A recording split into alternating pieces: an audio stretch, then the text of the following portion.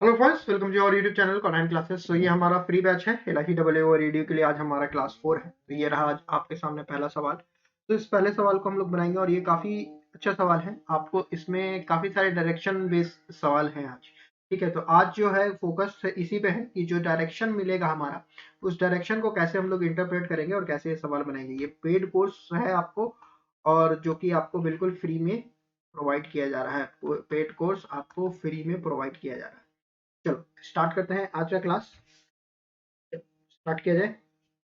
देखिए क्या बोल रहा है कि इन अ सर्टेन कोड, एक सेकंड रुक जाओ, माइक लगा लेते हैं अच्छे से। आई होप की आवाज अब और तेज हो गई होगी। In a certain code language, hash means either the hour or the minute. Hash जो है ना, आवर या फिर मिनट के बारे में डिनोट करता है। ठीक है, hand of the clock, hour or minute hand of the clock is at 2। ठीक है, अब हमारा देखो यहाँ हैश बोला कि आवर या फिर मिनट, आवर या फिर मिनट जो रहेगा वो हमारा क्लॉक 2 पे रहेगा। ये हमारा क्लॉक होता है ना, 12, 6, 3, 9, 1, 2, 4, 5, 7, 8, 10, 11।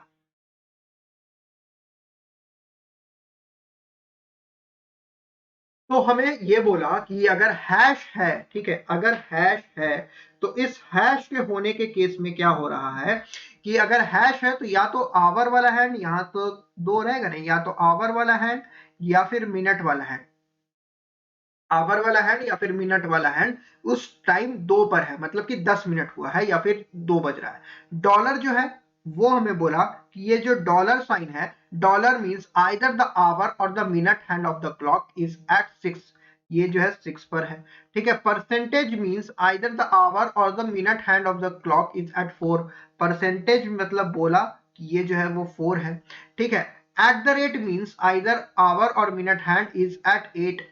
एट द रेट का मतलब है कि या तो आवर या फिर मिनट हैंड जो है वो 8 पर है। ओके, एंड का मीन्स है, and means either the hour and minute hand of the clock is at 5। And का मतलब है कि ये 5 पर है।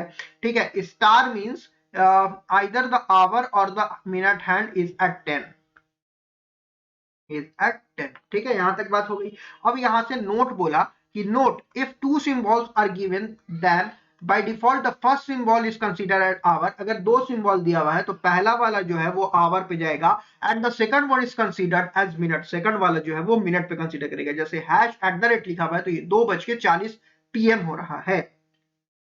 ठीक है, चलो स्टार्ट करते हैं।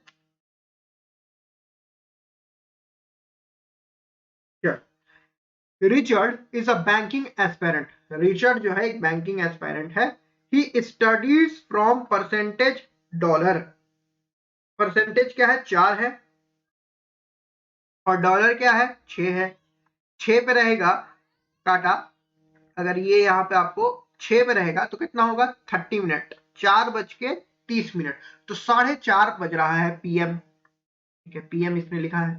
टू स्टार डॉलर, स्टार क्या है, 10, 10 और कितना, 6 पे है तो 10:30, 10:30 तक ये करता है। He sits in 5 shift taking a break of equal duration in between each shift। 5 shift में बैठता है ये। ठीक है, 4:30 से 5:30, ये 5 शिफ्ट में बैठता है। ये हो गया first shift, second shift, third shift, fourth shift और ये 5वीं शिफ्ट। ये हो गया 10:30 बजे एंड कर जाएगी। ठीक है, ये 4:30 बजे start. Total break in duration is of 1 hour. So देखो सारा ड्यूरेशन का जो ब्रेक है ना वो 1 आवर का है। तो 1, 2, 3, 4 ब्रेक यहाँ पे होगा, तभी ना होगा। यहाँ पे इक्वल ड्यूरेशन का ब्रेक चाहिए हमको, 1 आवर का ब्रेक है। तो टोटल हम, ये होगा मेरा फर्स्ट सीटिंग, ये होगा हमारा सेकंड सीटिंग, ये होगा हमारा थर्ड सीटिंग, ये होगा हमारा फोर्थ सीटिंग, ये होगा हमारा फिफ्थ सीटिंग। ठीक है, तो यहाँ पे 1 आवर का 60 मिनट होगा, जो कि 4 से हम डिवाइड करेंगे तो 15 मिनट का एक ब्रेक हमें निकल गया। ठीक है, तो 15 मिनट का एक ब्रेक निकल गया। Find the duration of each break. Each break तो हमें मिल गया कि 15 मिनट का है। Find the meet timing of fourth and fifth shift. इसका टाइमिंग और इसका टाइमिंग निकालना है। देखो 4:30 से 5:30 यहां बैठेगा, ठीक है। अब यहाँ पे 15 मिनट का ब्रेक ले लेगा, तो 15 मिनट का लेगा तो 5:45 हो जाएगा यहाँ पर। 5:45 से ये 6:45 तक यहाँ जाएगा। ठीक है, 6:45 से फिर 15 मिनट का ब्रेक लेगा ये 15 मिनट का ब्रेक लेगा।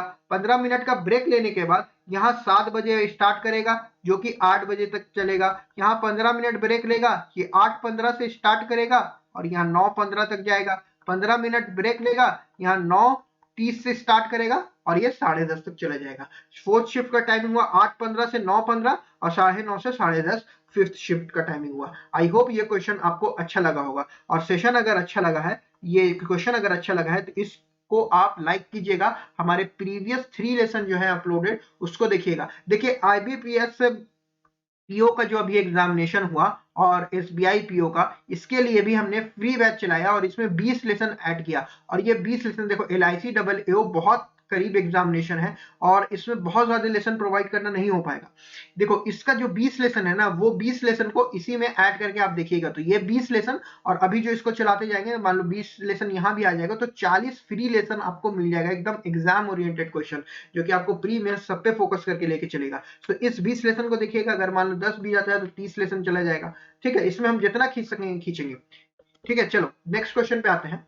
Certain number of letters are arrange to form a meaningful word. देखो हम ऑसोसिएशन नहीं लेते कि सिर्फ इनइक्वलिटी ले लिया और कुछ कुछ एकदम इजी क्वेश्चन ले लिया, बस टाइम काट दिया आपका, वो नहीं है। देखो अब हम पहला क्वेश्चन बताया आपको, उसमें तो कुछ आपको सीखने मिलेगा ना। मेरा क्वेश्चन इनका लाने का यही फोकस रहता है कि आपको कुछ सिखा सके। सर्टेन नंबर, अब देखो सर्टेन नंबर ऑफ लेटर्स, ये भी एक डिफरेंट टाइप का क्वेश्चन है। आप लोगों से हो सकता है कितने बार लोगों ने पहली बार देखा हो, लेकिन इस टाइप क्वेश्चन पूछता है। Certain number of letters are arranged to form a meaningful word of 5 letter are placed between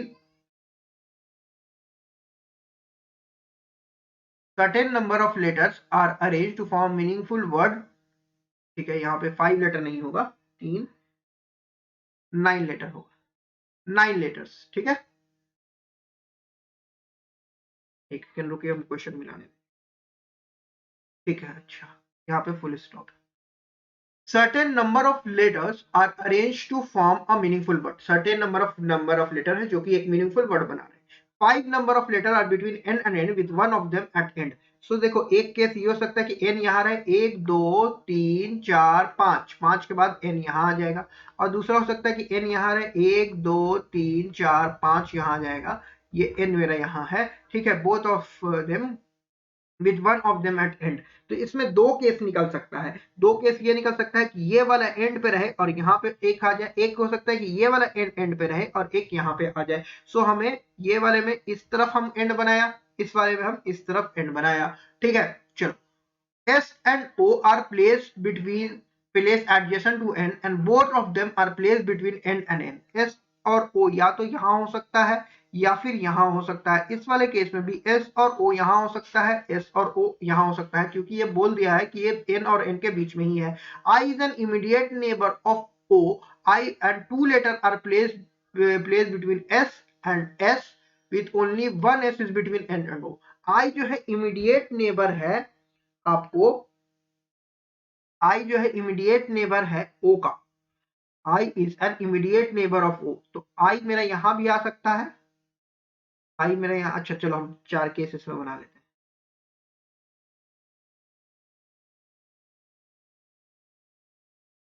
O S N, इस वाले में भी N O S N।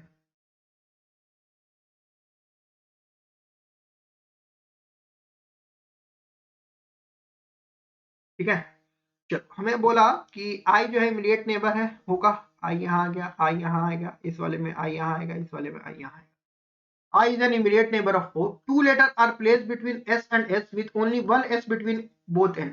दोनों S के बीच में एक ही मेरा S रहना चाहिए और 2 लेटर प्लेस करना है। तो इस वाले केस में 1 2 1 2 करके इधर तो नहीं जाएगा, तो इधर ही हम लेके जाएंगे कि 2 लेटर 1 2 लेटर आ जाए और यहाँ पे S आ जाए। देखो इस वाले केस में फर्स्ट सेकंड थर्ड और फोर्थ केस में देखो यहाँ एस, देखो बस केस बन रहा है इसमें, लेकिन बहुत जल्दी उठेगा। देखो इस वाले में तो ये तो एंड पे ही है, इधर 1 2 लेटर लेंगे तो यहाँ एस को नहीं प्लेस कर पाएंगे, ये मेरा खत्म हो गया। ठीक है, इस वाले केस में भी देखो ये मेरा एस एस जो है, ये जो एन जो है वो एंड में, एक दो लेटर के बाद एस नहीं पुट कर पाएंगे, तो ये वाला भी ऊपर वाला मेरा खत्म हो गया। इस वाले केस में हम ये कर सकते हैं कि 1-2% छोड़ करके एस मेरा यहां चला जाए,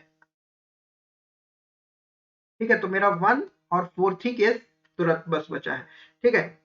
to letter is place between N and T, N and T के बीच में दो लेटर है। देखो इधर भी एक दो टी करके यहीं आएगा, इधर से भी देखो तो यहीं आएगा, तो टी मेरा यहाँ प्लेस, ये वाला तो खत्म ही हो गया, एक दो टी, टी मेरा यहाँ आ गया, ठीक है। चलिए, two letter are place between N and T, two letter are place between A and E, A और ई के बीच में भी दो लेटर है, with the letter being placed first starting from left end, E यहाँ जाएगा, ए यहाँ आएगा, और इस वाले केस में ई मेरा यहां जाएगा, ए मेरा यहां जाएगा। अब देखो नोएटेसनास कोई एक मीनिंगफुल वर्ड नहीं होता है, लेकिन सेंसेशन, सेंसेशन एक मीनिंगफुल वर्ड होता है। तो ये हमारा क्वेश्चन नंबर, ये केस नंबर 1 जो है हमारा ट्रू रहा, ठीक है। ऐसा आपसे पूछ सकता है कि ए से थर्ड टू द राइट पर कौन है, टी के थर्ड टू द लेफ्ट पर कौन है, ठीक है। ओके, हम वॉवेल्स कितने हैं इसमें, ओके, हाँ, कितना नंबर ऑफ लेटर का वर्ड बन रहा है, ठीक है। इस टाइप के क्वेश्चन पूछ सकता है। सेशन अच्छा लग रहा है, सेशन को लाइक कीजिएगा, शेयर कीजिएगा अपने दोस्तों के साथ। जैसा कि थर्ड लेसन में हमने कहा था कि सर्कुलर पजल हम बनाएंगे एक, तो सर्कुलर पजल करेंगे, ठीक है। उससे पहले ये देखो, एक रो है, in a row of a student facing north, Amir is 9th from the left, Amir जो है 9th है फ्रॉम लेफ्ट से, ठीक है, ठीक है। एंड बसीन is 8th from the right, ठीक है, बसीन जो है 8th फ्रॉम राइट है। Chandu is immediately left of Amir, Amir के इमीडिएटली लेफ्ट पर है, नॉर्थ फेस कर रहा है, राइट नॉर्थ। देखो अब अभी हम अमीर को क्यों नहीं प्लेस किया, देखो अमीर जो है वो 9th पे है, अमीर को प्लेस कर दिया, बसीन को इस वजह से नहीं प्लेस किया कि हो सकता है ओवरलैपिंग भी केस बन रहा हो, तो हम थोड़ा क्वेश्चन आगे बढ़ा, तो यहाँ मिला कि Chandu is immediate left of अमीर, तो यहाँ पे इमीडिएट लेफ्ट आ जाएगा चंदू, तो ये 8th हो जाएगा चंदू, ठीक है। There are only 4% between Amir and basin, अमीर और बेसिन के बीच में 4% है। अब देखो ये एक केस हम यहाँ पे, एक केस ये हुआ कि अमीर यहां आ जाए, बेसिन यहां आ जाए, बसीन यहां आ गया, बसीन इज 8th फ्रॉम राइट, ये हो गया 8th। अब यहाँ पे इन दोनों के बीच में 4% है, तो 1 2 3 4% यहां आ गया, एक केस ये बना। दूसरा केस ये बनेगा कि चंदू यहां है, अमीर यहां है जो कि 9th है, और एक तो यही हो गया, 2 3 4, बसीन यहां आ गया, ठीक है, बसीन यहां आ गया,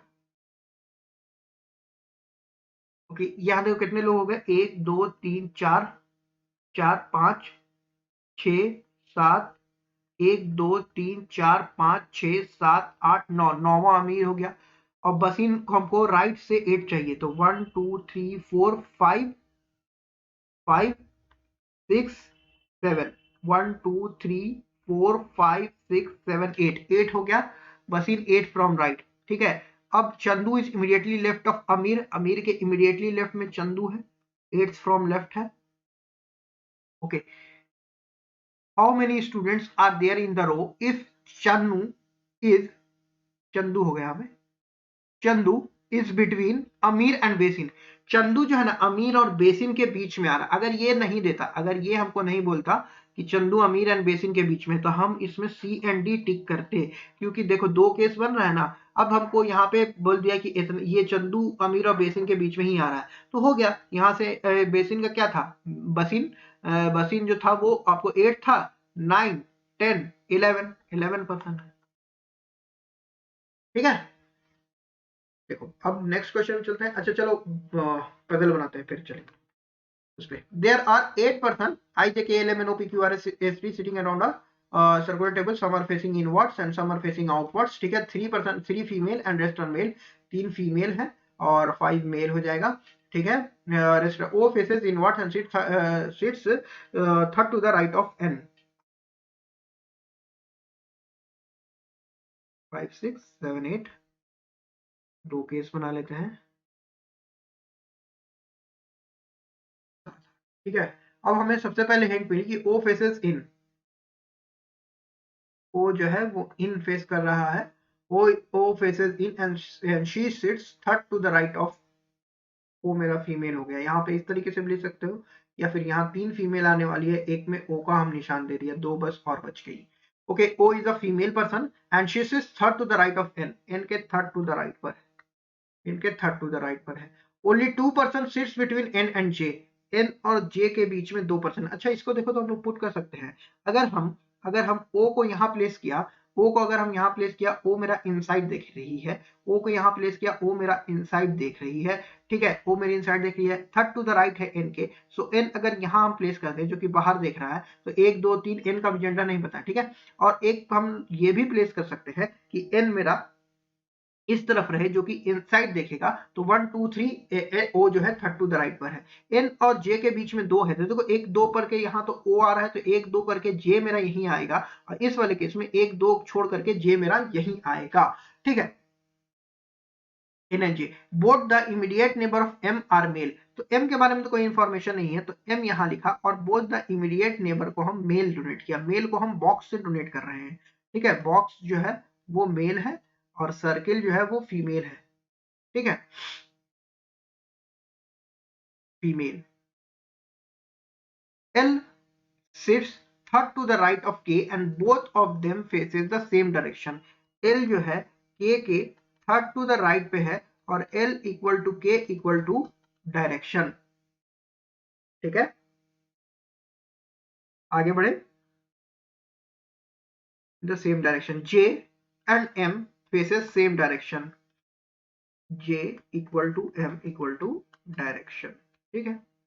L is an immediate neighbor of neither O nor J. L जो है O और J का immediate neighbor नहीं है, L O और J का immediate neighbor नहीं है, ठीक है, इस तरीके से लिख दिया। K is male, ये जो है हमारा मेल है, okay. P is not an immediate neighbor of J. P जो है हमारा J का immediate neighbor नहीं है, okay. P and O are not of same gender. P is not equal to O is not equal to gender. The immediate neighbor of L have the same gender. L का जो immediate neighbor होगा वो same gender है, ठीक है। L and M have the same gender as O. L equal to M equal to O equal to gender, तो O मेरा female है, L भी मेरा फीमेल हो गया और M भी मेरा फीमेल हो गया, ठीक है। 3 फीमेल बोला था, 3 फीमेल मिल गया हमको, L M O, ठीक है। अब हमें बोला कि L M O, ठीक है, चलो। N sits second to the right of both M and P. M and P के second to the right पर है N, तो N तो हमें मिला हुआ है ना, तो M and P के सेकंड टू द राइट पर है, तो P जो है मेरा J का इमीडिएट नेबर नहीं ना है, तो यहाँ पे P नहीं आएगा, तो यहाँ M आएगा, यहाँ P आएगा, P के सेकंड टू द राइट पे है, तो ये मेरा बाहर देखेगा, ये मेरा इनसाइड देखेगा। इस वाले केस में M यहाँ आएगा, P यहाँ आएगा, P मेरा इनसाइड देखेगा और M मेरा बाहर देखेगा, है ना, तभी मेरा N मेरा सेकंड टू द राइट पे चला गया दोनों में, सही है, ठीक है। J faces opposite direction of K. J is not, यहीं पे J is not equal to J लिख देते हैं, ठीक है, क्योंकि J faces opposite direction K, मतलब K जो है उसका अपोजिट डायरेक्शन, तो ये दोनों का सेम डायरेक्शन होगा, इसका अपोजिट होगा, एक ही जगह हम लिख दिया। P faces outward, P outward है तो ये वाला एलिमिनेट हो गया, ठीक है, P faces outward तो ये वाला एलिमिनेट हो गया। अब इसमें देखो आराम से अब हम प्लेस कर सकते हैं, देखो अब हम एल को यहाँ प्लेस नहीं कर सकते क्योंकि एल का जो है जो सेम जेंडर है, तो हमें तो पता है ना कि कौन फीमेल है, एल एम ओ जो है फीमेल है, एम मेरा फीमेल है, एल मेरा यहाँ भी प्लेस नहीं होगा क्योंकि ये एक मेल आ रहा है, एक मेल आ रहा है, ये बाकी सब तो मेल है ना, मेल आ गया ये, तो एल मेरा यहाँ प्लेस होगा। एल जो है हमारा के थर्ड टू द राइट में है, मतलब के यहाँ आएगा और के बाहर देखेगा, तभी तो 1 2 3 थर्ड टू द राइट पे आ जाएगा। एल और के का सेम डायरेक्शन है तो के मेरा यहाँ प्लेस हो जाएगा। अच्छा, अब मेरा कौन बचा है, एल के L M N O P, ठीक है। अब हम लोग इसको प्लेस कर चुके हैं, K L M N O P I, I बच रहा है, आई यहाँ आ जाएगा, आई जे के है ना, आई यहाँ आ जाएगा, आई भी मेरा मेल रहेगा, ये भी मेरा मेल रहेगा, ओके। अब डायरेक्शन देख लेते हैं सबका, जे और एम का एक डायरेक्शन है तो एम इनसाइड दिख रहा है तो ये भी इनसाइड दिखेगा। एल और के का सेम डायरेक्शन है, ये हम लोग पुट कर दिया, ठीक है। एल ओ का से पी और ओ का सेम जेंडर नहीं है, नहीं है, ये भी हमारा हो गया, ये भी हमारा हो गया। एल एम ओ का सेम जेंडर है, ये भी हो गया। एल वगैरह में ये है, ठीक है, ये भी हो गया, ये भी हो गया। के थर्ड टू द राइट पे है, ये भी हो गया। सो आई का हम लोग यहाँ पे डायरेक्शन नहीं निकाल पाए, है ना, आई का डायरेक्शन हमारा नहीं निकला। ओके, ये हो गया यहाँ तक क्लियर। चलो अब नेक्स्ट क्वेश्चन पे चले।